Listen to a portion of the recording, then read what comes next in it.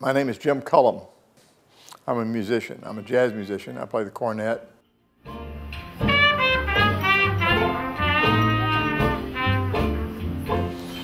I'm also a band leader.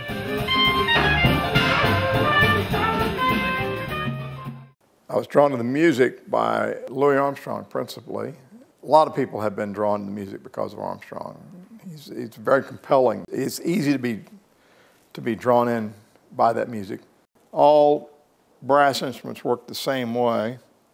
You make a vibration, and it goes through a series of tubes, and the tubes are lengthened by engaging more tubes. So as you engage a valve, then that lengthens the tube. I'll give you a demonstration here if you like. So this is a little tube here. So if you lengthen the tube, it gives you lower pitch. So I'll show you. So if we're playing it like this, so it makes it longer, so it goes lower. Then this is a little bit longer still, so you go, and so forth. So that's the way valved brass instruments work. I started teaching myself to play. In the book that I bought, it had a diatonic scale, which is a regular scale that you're familiar with.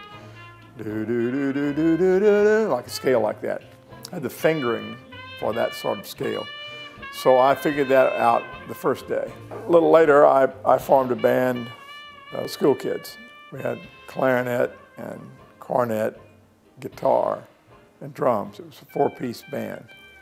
And then my father was quite a good jazz musician. He'd already had a career, and he had stopped playing music and started doing other things. But he began to act as our coach, and so he helped us a little bit.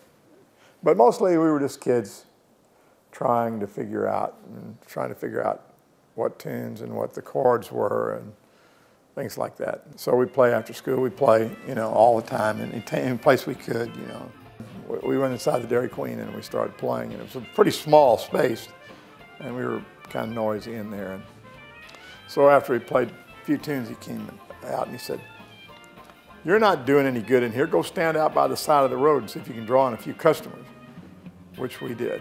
And so we played 2 or 3 Saturdays in a row. I can't remember if it was 2 or 3, but that was it. And he paid us instead of money, he paid us in a line of credit. He gave us milkshakes and hamburgers and Dairy Queens, that sort of thing. That's where we got paid. That's how we got paid. That was my first work in the music business. Well, we're now in our 20th year of doing national broadcasts on public radio. They're hour-long shows, and they are themed. In other words, they are about one aspect of jazz. They, for example, might be about Bix Beiderbecke, his life and his music, how it impacted various people, how it impacted me, for example, and how it impacted our culture. So, and we're still doing them.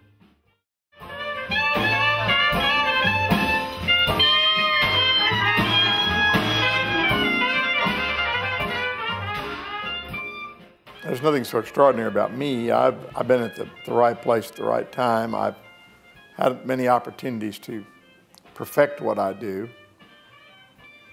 And if you do it over and over and over, you gradually get better at doing it.